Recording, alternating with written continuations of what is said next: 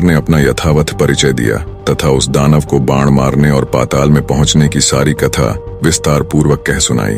सब बातें सुनकर मदालसा की प्रसन्नता का कोई ठिकाना नहीं रहा। जिस पुरुष को वो अपना दिल दे बैठी थी उसी से उसकी शादी होगी, ये बात उसके लिए आश्चर्य के साथ साथ बहुत खुशी देने वाली भी थी। उसने लज्जित होकर सखी की ओर देखा किंतु कुछ बोल न सकी। कुंडला ने उसका मनोभाव जानकर कहा, वीरवर, आपकी बात सत्य है।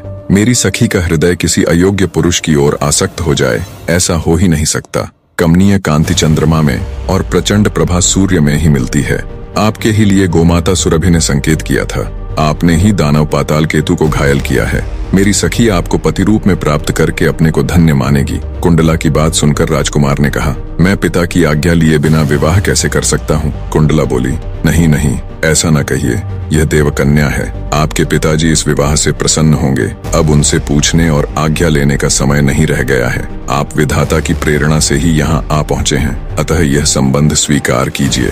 राजकुमार ने तथास्तु कहकर उसकी बात मान ली। कुंडला ने अपने कुलगुरु तुम्बुरु का स्मरण किया। वे समिधा और कुशा लिए तत्काल वहां आ पहुंचे। उन्होंने अग्नि प्रज्वलित करके विधि पूर्वक ऋतुध्वज और मदालसा का विवाह संस्कार संपन्न किया।